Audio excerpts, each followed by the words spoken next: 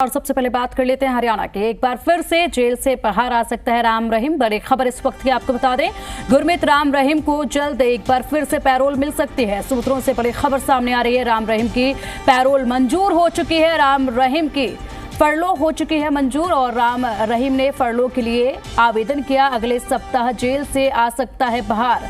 फरलो के दौरान यूपी के बागपत में राम रहीम रहेगा। बता दें आपको कि राम रहीम की फरलो जो है एक बार फिर से स्वीकार की गई है और एक बार फिर से राम रहीम जो है बाहर आ सकते हैं। इससे पहले भी वो कई बार बाहर आ चुके हैं जेल से और एक बार फिर से राम रहीम जो है जेल से बाहर आ सकते हैं। फरलो के दौरान यूपी के बागपत में रहेंगे राम रहीम।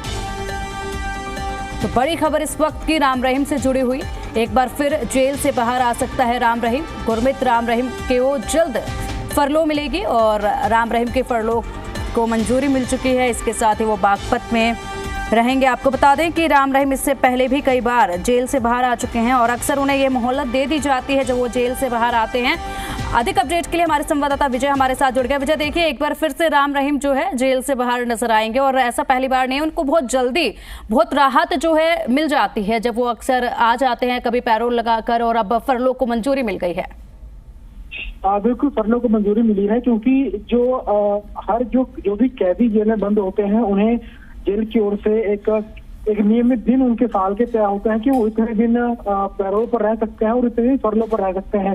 तो अभी राम रहीम के उस हिसाब से कुछ दिन बाकी हैं इस साल के खत्म होने में, और वो दिन खत्म होने में तो ऐसा माना जा रहा है कि जो दिन बचे हुए हैं राम रहीम के, उन दिनों को इस्तेमाल करने के लिए राम रहीम फिर से बाहर आ सकता है फरलो पर। और फरलो कितने दिन की रहने वाली है ये हालांकि जानकारी फिलहाल नहीं मिल पाई है। जेल प्रशासन की ओर से फरलो जब दी जाएगी तो उसके बारे में जानकारी मिलेगी, लेकिन ये सूत्रों के हवाले जानकारी मिली है कि उनकी तरफ से याचिका एक एप्लीकेशन लगाई गई थी फरलो की, और वो एप्लीकेशन जो है वो जेल प्रशासन की ओर से स्वीकार कर ली गई है। और हर बार जब भी वो राम रहीम बाहर आता है तब ये कहाँ पे उनको रहना है, कहाँ पे क्या कुछ नियम बनाए गए हैं उसको रहने को लेकर, वो सब उसका पालन उसे करना होता है कि वो सत्संग नहीं कर सकते या इस तरह के जो सामाजिक कार्य हैं उसमें नहीं जा सकते। हालांकि ऑनलाइन सत्संग पहले भी किए हैं, तो इन सब बातों को ध्यान रखते हुए जो है राम रहीम को बाहर भेजा जाता है। और जब जेल प्रशासन इस बारे में जो है वो पुख्ता हो जाता है कि उसके जेल बाहर आने से कोई कानून व्यवस्था नहीं बिगड़ेगी या किस तरह कोई और जो अप्रिय घटना है वो नहीं होगी, और उसके बाद जो मंजूरी है वो दी जाती है। हालांकि कई बार दूसरी पार्टियों का, राजनीतिक दलों का या दूसरे लोगों का ये आरोप जरूर रहता है कि सरकार मेहरबान है राम रहीम पर, बार बार फरलो दी जाती है, पैरोल भी मिल जाती है। लेकिन दूसरी ओर सरकार का भी ये कहना होता है कि उसमें उसका कोई हस्तक्षेप नहीं है। ये सिर्फ जेल प्रशासन अपने स्तर पर करता है कि किस कैदी को कितने दिन की फरलो या पैरोल देनी है, इसमें सरकार का कोई हाथ नहीं होता। तो फिलहाल देखना है कि कितने दिन के लिए राम रहीम जेल से बाहर आता है, और बाहर आने पर वो यूपी के जो बागपत में पहले भी वो रहते रहे हैं वहां पर ही वो रहेंगे। बिल्कुल विजय, देखा गया है कि इससे पहले 7 बार राम रहीम को पैरोल दी जा चुकी है। अभी महज 4 दिन पहले उनके ऊपर एक FIR जो दर्ज हो रखी थी उसको भी रद्द कर दिया गया है। जिस तरीके से उन्हें बड़ी राहत मिली थी और धार्मिक भावनाओं को आहत करने का उन पर आरोप लगा था, वो FIR भी उनके ऊपर रद्द कर दी गई थी, वहां पर बड़ी राहत मिली। अब उनकी फरलो को मंजूरी दे दी गई है। तो क्या लगता है कि कौन सी वो तारीख होगी जब राम रहीम बाहर आएंगे? और अक्सर जो है वो बाहर जब आते हैं तो अपने डेरे के लिए कुछ एक नया ऐलान करके जाते हैं, तो क्या इस बार कुछ ऐसा हो सकता है क्या?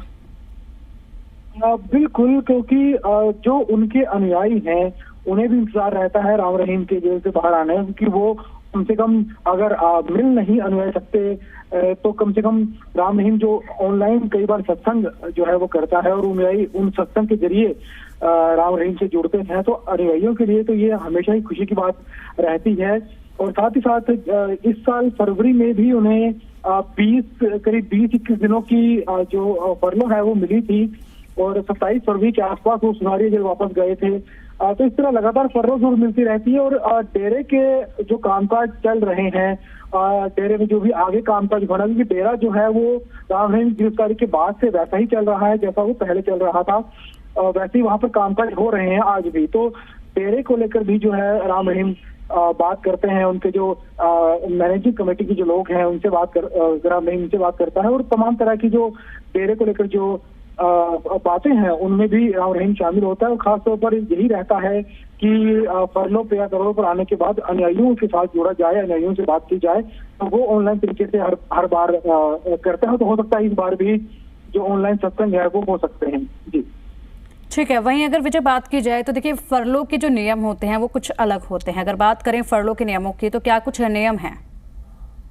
सबसे बड़ा नियम तो यही है कि हालांकि हर कैदी के लिए अलग नियम होते हैं कि कैदी को थाने में हाजिरी लगानी है। कई कैदियों के लिए कोई कैदी राज्य से बाहर नहीं जा सकते, कोई कैदी हर रोज थाने में आना पड़ता है। इस तरह के कई नियम होते हैं। जहाँ तक राम रहीम की बात है तो सबसे मुख्य जो बात होती है वो यही होती है कि जेल प्रशासन को इस बारे में जेल प्रशासन जो है वो पुख्ता होना चाहिए कि राम रहीम के बाहर जाने के बाद कोई ऐसी घटना नहीं होगी जिससे समाज पर असर पड़ेगा, कोई हिंसा हो सकती है या लोग कानून अपने हाथ में ले सकते हैं, कोई अप्रिय घटना हो सकती है। तो सबसे पहला जो सवाल होता है वो यही होता है। और जब फरलो दी जाती है, पैरोल दी जाती है, तो जो जेल प्रशासन इस बारे में पुख्ता होने के बाद ही जेल ठीक है विजय, उन्हें बाहर भेजता है। और उसके बाद जेल से बाहर जाने के बाद भी क्या कुछ काम राम रहीम को करने हैं उसकी परमिशन भी जेल प्रशासन उन्हें देता है। ठीक है विजय, शुक्रिया आपका इन तमाम जानकारियों के लिए।